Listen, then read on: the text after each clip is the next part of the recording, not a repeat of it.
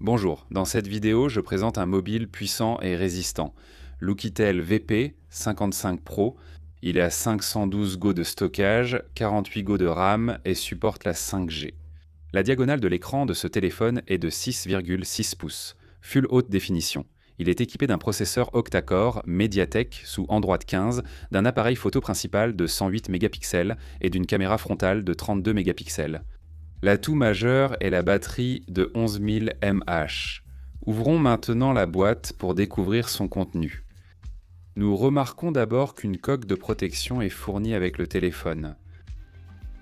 Ensuite, il y a le manuel d'utilisation, qui est écrit en plusieurs langues, ainsi que la carte de garantie. Je pense qu'il n'a pas besoin de garantie, car le téléphone est resté protégé et difficile à endommager. Le chargeur fourni a une puissance de 33 dV et prend en charge la charge rapide. Enfin, il y a le câble orange de la marque avec connecteur USB-C. Le téléphone est soigné avec une coque au bord surélevé protégeant l'écran, déjà muni d'un verre de protection. La coque de qualité moyenne suffit pour débuter. L'arrière du téléphone est doté d'un boîtier en caoutchouc. Le modèle est disponible en 2 couleurs. J'ai la version grise avec du noir, mais il existe aussi des versions orange. Un anneau métallique chromé entoure l'appareil photo, donnant un aspect élégant au téléphone. À l'intérieur, il y a 3 caméras, une lampe de poche classique et une lampe infrarouge pour la prise de vue nocturne. Et pour éviter que tout cela ne se raye, un verre de protection est sauté collé par-dessus. En haut du téléphone, il y a un microphone, et il est également indiqué qu'il possède la certification IP68. En bas se trouve un autre micro, un port de charge, un haut-parleur et un trou pour Dragon. Un côté du téléphone présente une incrustation métallique avec un bouton à capteur d'empreinte, l'autre côté des boutons de volume. Une incrustation métallique et un bouton intelligent permettant d'attribuer des applications pour un accès rapide sont également présents. Il y a un emplacement pour 2 cartes SIM ou une SIM et une carte mémoire. Il n'est pas si facile de retirer le tiroir à cause du joint en caoutchouc qui s'y trouve, parce que le téléphone est protégé contre l'eau et la poussière et il est fabriqué selon les normes militaires américaines. On retire le film avec les inscriptions et on allume le smartphone pour découvrir ses capacités. Le bouton d'alimentation est placé à un endroit pratique sous le milieu. Le capteur du téléphone est précis, tout change rapidement et la luminosité est correcte. Au soleil, tout sera visible. Le capteur d'empreinte digitale fonctionne aussi très rapidement. Il est placé ici, comme je l'ai dit, dans le bouton de déverrouillage. Voyons maintenant dans les paramètres la fréquence de rafraîchissement maximale de l'écran. Ici, elle est de 120 Hz, alors que 60 Hz est réglée. Je pense que c'est suffisant. En augmentant la fréquence maximale, le téléphone sera plus performant, mais la batterie se déchargera plus vite. La version d'Android annoncée par le fabricant est la 15e. Passons maintenant sur YouTube pour lancer une vidéo 4K avec la caméra. Le haut-parleur de ce téléphone est puissant, idéal pour ceux qui aiment écouter de la musique sans écouteurs.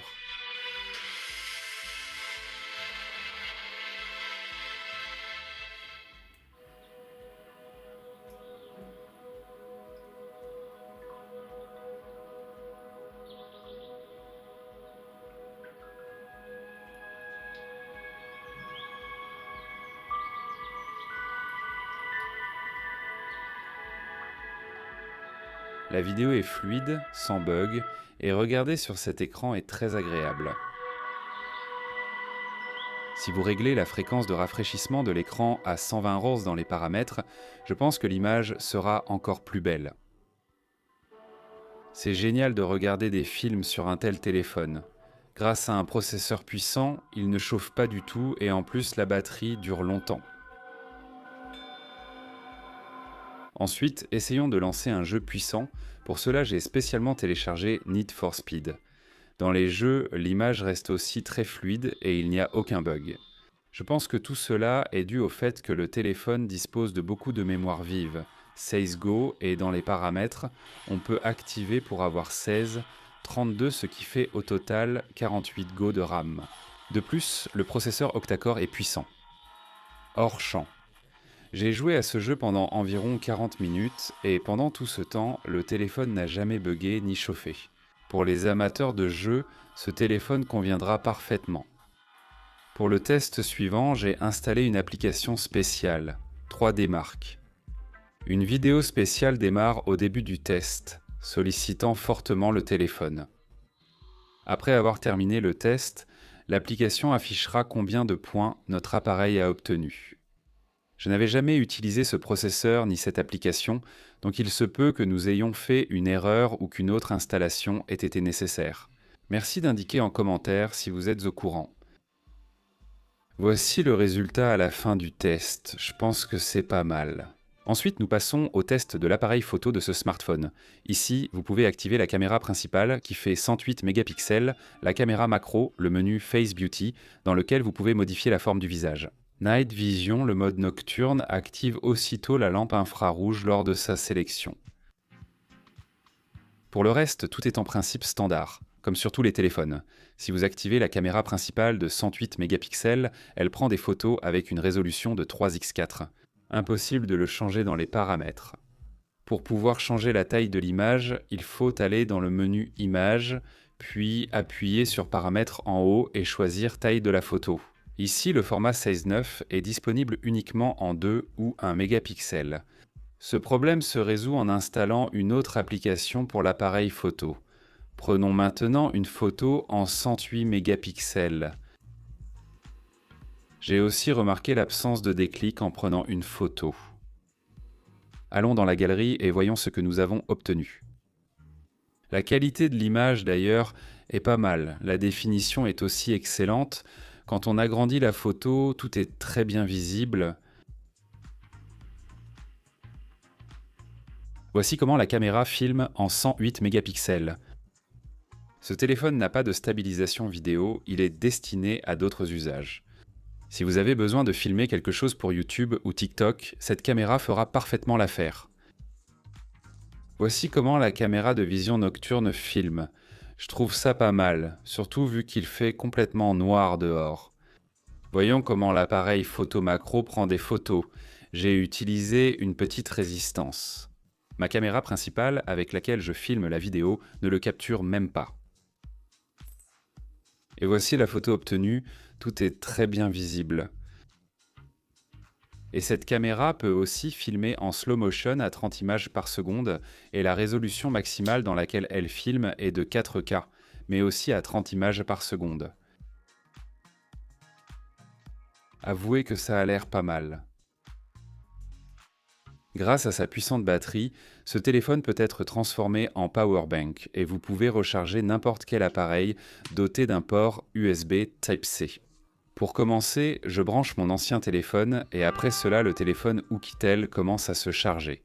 Je débranche le câble USB, puis je le rebranche et Oukitel se recharge à nouveau. Je répète la même opération et cette fois, c'est mon ancien téléphone qui se recharge. Je ne sais pas comment ça fonctionne. Si quelqu'un est au courant, écrivez-le dans les commentaires. Une autre fonction intéressante de ce téléphone, c'est qu'il possède un bouton intelligent sur lequel on peut attribuer absolument n'importe quelle action. On peut configurer une action pour un simple appui, un double appui ou un appui long sur le bouton. L'appareil photo s'ouvre, 2 appuis lancent YouTube, un appui long active la lampe. Vérifions si tout marche. J'appuie une fois, l'appareil photo s'ouvre. 2 fois, c'est YouTube. En maintenant, la lampe de poche s'allume. Je veux aussi parler de la mémoire vive. Sur la boîte, il est écrit 1632, qu'est-ce que ça veut dire? Il y a d'abord 16 Go de ROM, et pour en avoir 48, il faut aller dans les paramètres et sélectionner 16 puis 32. Le téléphone redémarre, et après cela, la mémoire augmente. On retourne dans les paramètres, et on voit qu'il y a déjà 48 gigaoctets de mémoire. Comme vous le voyez, ce téléphone renforcé est génial, et son design est très cool.